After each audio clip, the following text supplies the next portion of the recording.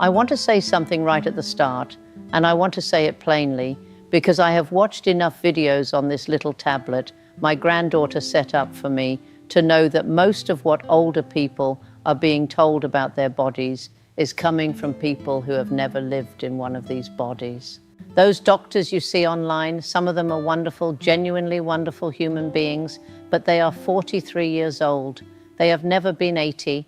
They have never woken up at 2 in the morning with legs so heavy and so swollen they felt like they were filled with wet concrete. They have never sat on the edge of a bed in a nursing home room at 5 in the morning, alone, wondering if that room was going to be the last place they ever called home. They have never felt the specific, particular terror of watching their own body become something they no longer recognized, something slow and uncooperative and frightening. I have. I lived every single moment of that, and I am here today, 100 years old, living alone in my own house, with my own garden and my own kitchen and my own front porch, to tell you what actually worked, not what the textbooks say, not what the clinical studies say in the abstract, what worked inside a real body in a real life when everything was on the line. So if you are over 60 and your legs feel heavy by mid-afternoon, if they swell by evening, if you feel that bone-deep fatigue that no amount of sitting down seems to fix, if you have been told by someone, even a doctor, that this is simply what getting older feels like, stay with me, because I was told the same thing and I refused to accept it, and I was right to refuse. Before I show you the 5 movements that gave me my life back, leave your first name and your age in the comments right now. Just those 2 things. I read every single one, and I want to know who I am talking to today. The year I lost everything and how I got it back. I was 79 years old when my daughter found me on the kitchen floor. I had not fallen. I want to be clear about that. I had simply sat down because my legs would not hold me anymore, and I could not figure out how to get back up. My legs had been swelling for over a year by then, heavy and thick from the ankle to the knee by the time the afternoon came around. I had been shuffling more than walking. My balance was unreliable, and the fatigue was unlike anything I had ever known, a kind of exhaustion that lived in the legs specifically, a leaden, waterlogged weight that no amount of rest could seem to lift. My daughter, God love her, panicked. The doctors used the words I had dreaded my entire adult life: level of care, assisted facility, monitoring. And because I was frightened, and because the floor had taken something out of me psychologically that I had not yet recovered, I agreed. I spent 11 months in a nursing home in Columbia, South Carolina. I'm not going to speak badly about the facility. The people who worked there were kind. The food was adequate. I was safe, but I was also disappearing. I could feel it happening, the slow, quiet erosion of the person I had been. When you stop making your own decisions about when to eat and when to sleep and when to have the light on or off, something in you begins to believe that you are no longer capable of making those decisions. And when you believe that, your body starts to follow that belief. I watched other residents decline in that place, not because their bodies gave out, but because their sense of themselves gave out first. I refused to let that happen to me. There was a physical therapist at the facility named Marcus. He was young, maybe 30, and he was the first person in 11 months who talked to me like a capable human being rather than a fragile problem to be managed. He pulled a chair beside my bed one Tuesday morning and he said, "Mrs. Callahan, your legs are weak because they have not been properly challenged. The swelling, the heaviness, the fatigue. Your leg muscles are supposed to act as a second heart, pumping blood back up to your body from your feet. When those muscles stop working, the blood pools. That is what you are feeling. And here is the extraordinary thing. You can fix it right here, right now, starting with movements so simple, you will not believe they are doing anything until you feel the difference." He showed me 5 movements. I did them every day for 4 months. At the end of those 4 months, I walked out of that nursing home on my own 2 legs, and I have not gone back since. That was 21 years ago. These are the 5 movements. Let me show you exactly what he showed me. Exercise 5, seated ankle pumps, starting the second heart. Marcus called this one the ignition. He said, before you can ask your legs to do anything harder, you have to remind them that they are still in the business of moving blood. Sit in a firm chair with your feet flat on the floor. Sit up as tall as you comfortably can, not rigid, just upright.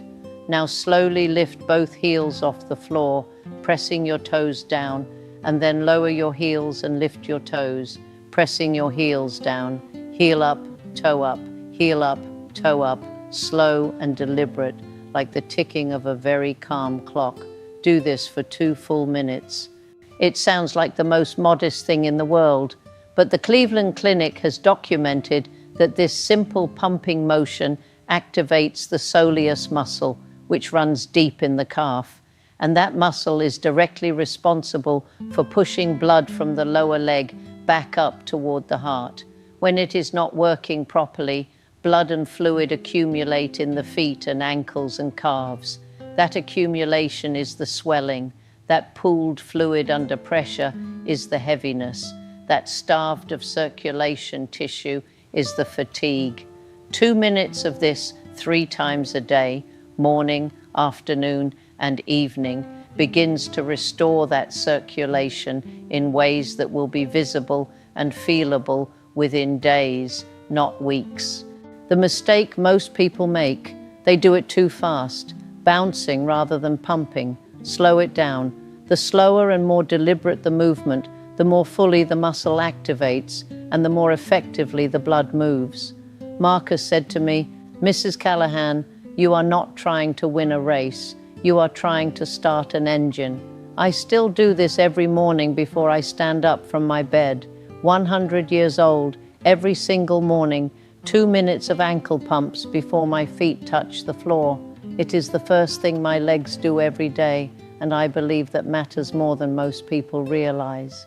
Exercise 4, seated knee extensions with a held squeeze, still in your chair, still completely safe, still giving your cardiovascular system something meaningful to work with. Sit toward the front edge of your chair so your thighs are mostly on the seat, but your knees can bend freely. Slowly extend your right leg until it is straight out in front of you, parallel with the floor. At the top, squeeze the muscles on the top of your thigh, the quadriceps, as firmly as you comfortably can, and hold that squeeze for 5 full seconds. Then slowly lower your foot back to the floor. Repeat on the left side, alternate for 10 repetitions on each leg. The National Institutes of Health published research showing that quadriceps strength is one of the most reliable predictors of whether an older adult will be able to rise from a chair independently, navigate stairs safely, and maintain gait stability in their 70s, 80s, and beyond. When those muscles weaken, everything downstream weakens with them. Balance becomes unreliable. Walking becomes effortful. The fear of falling begins to dictate the size of your world. The held squeeze at the top of the movement is not decoration. It is the most important part.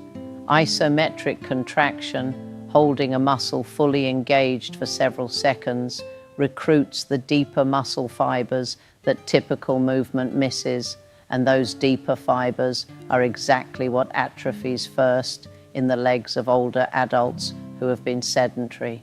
The mistake most people make, they lower the leg before the 5-second hold is complete. They rush. Set a count in your mind, 1, 1,000, 2, 1,000, 3, and do not release until you have honored the full 5 seconds. Your muscle will tell you when you have. It will talk to you in a language of mild effort that feels completely different from pain, and you will learn to appreciate that language. Marcus had me doing this exercise twice a day. Within the first 2 weeks, I was in his care, and within 6 weeks, I stood up from a dining chair without using my arms to push for the first time in over a year. I want you to understand what that felt like, standing up independently, under your own power, after believing that it was gone. There is no supplement in the world that gives you what that moment gives you. Exercise 3, standing calf raises at the counter. Now we move to standing. I want you to stand at your kitchen counter or behind a sturdy chair with both hands resting lightly on the surface for balance. Not gripping, just resting. You are providing yourself with a safety net, not a crutch. Stand with your feet roughly hip-width apart. Slowly rise up onto your toes, lifting both heels as high as they will comfortably go. Hold at the top for 2 seconds, then slowly, slowly lower your heels back to the floor. That is 1 repetition. Do 15 of them, rest for 30 seconds, then do 15 more.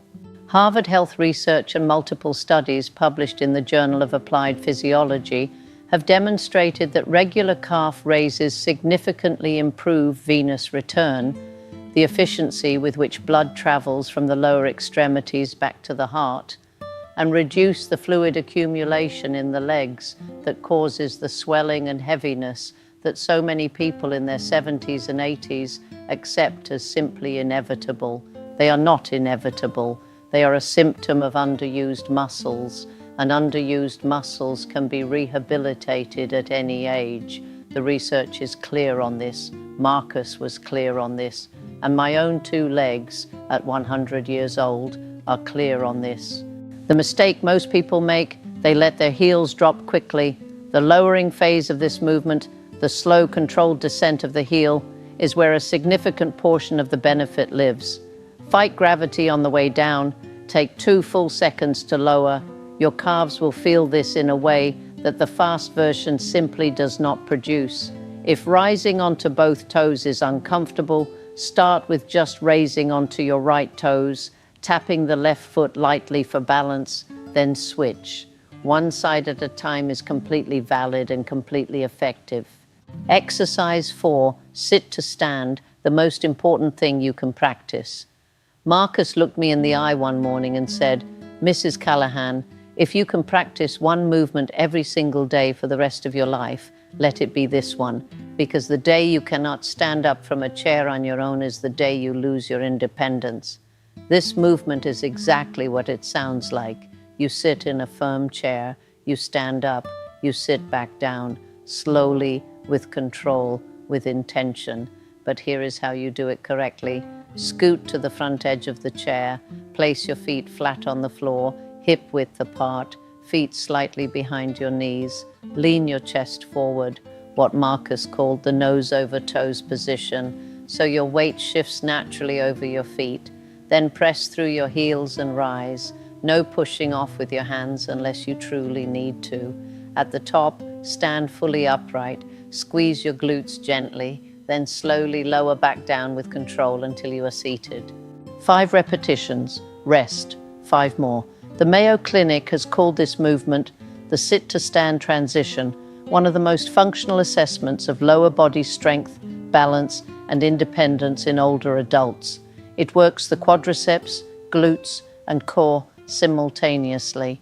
It trains the exact neuromuscular pattern your body uses dozens of times every day, and when practiced regularly, it rebuilds precisely the strength and confidence that makes independent living sustainable.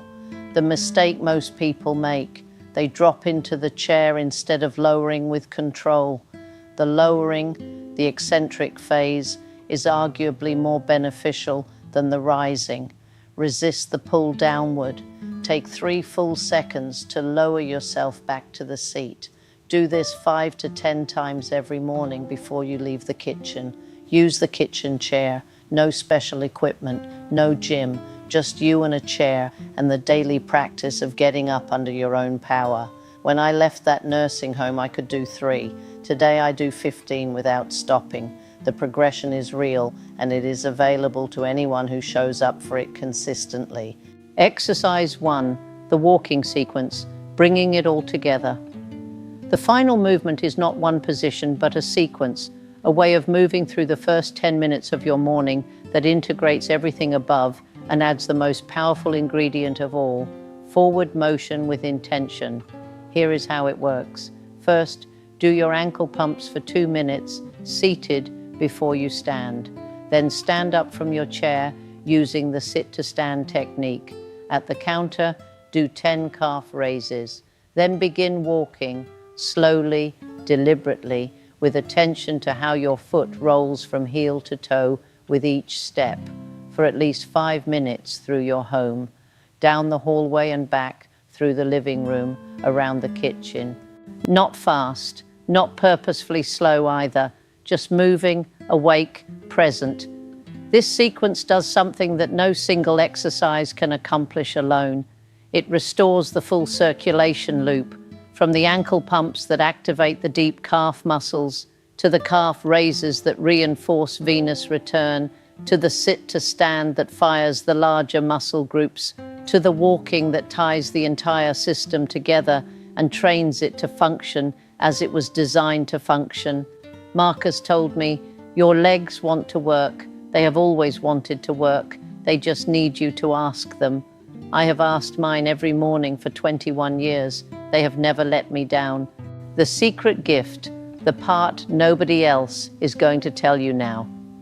I need to tell you something important, something that took me a long time to understand and that I believe is the single most valuable thing I can share with you today. Everything I just showed you, those 5 movements, that morning sequence, all of it, that is 30% of why I am healthy. I said 30%. Science has now confirmed what I knew in my body long before I ever read a research paper about it. Human illness is 70% mental and 30% physical. 70%. That means the most powerful medicine available to you right now is not in those exercises. It is in your mind, your spirit, your sense of who you are, and whether your life still has meaning. I did not walk out of that nursing home because my legs got stronger. My legs got stronger because I decided with every fiber of my being, with a ferocity that surprised even me, that I was not finished, that I still had things to do and people to love and mornings to wake up in my own home and call my own. That decision came first. The legs followed. This is not motivational language, this is physiology. When the brain believes that the body has purpose, it releases different chemistry. Inflammation decreases, immune function improves, pain signals are modulated differently, tissue heals more effectively, sleep deepens. The entire biological orchestra begins playing in a different key when the conductor, which is your belief in the value of your own life, steps up to the podium. So here is what I am asking you to do, and I am asking you as seriously as I have asked anything in this conversation. Be honest with yourself, completely honest. If you are lonely, say so out loud, even if only to yourself. If you are frightened, name the fear. If you have begun to believe somewhere deep and quiet that your best days are behind you and that you are waiting more than you are living, I need you to challenge that belief today, not tomorrow, today, because that belief is more dangerous to your health than any swollen leg or heavy calf ever was. And then, this is the part I feel most strongly about, find someone to give yourself to. After I returned home from the nursing home, I started a Tuesday morning telephone check-in with 4 other women from my neighborhood who were living alone. Just a phone call, 20 minutes. How are you? What did you eat yesterday? Did you do your exercises? What are you grateful for today? 4 women, 20 minutes, every Tuesday. Within 3 months, all 4 of us reported sleeping better, hurting less, and feeling more alert than we had in years. No new medications, no new therapies, just the chemical and neurological effect of feeling responsible for someone else's well-being and of knowing that someone else was holding space for yours. Purpose is not a luxury, it is a biological need. When you feel genuinely needed, not as a burden to be managed, but as a person whose presence in the world makes a concrete, specific difference to another human being, your body responds as though it has received the most powerful medicine in existence, because it has. Find the person in your life right now who needs a phone call. Make it. Find the neighbor who stopped coming outside. Knock on the door. Find the new family at your church who does not know anyone yet. Introduce yourself. Bring the casserole. Offer the ride. Show up to sit with the person who needs to be sat with. You will sleep better that night, I promise you. Nurture your faith with the same consistency that you do these exercises. Pray or be still or simply sit quietly for 10 minutes before the day begins and let yourself be honest with God or with whatever name you have for the deepest truth in your life.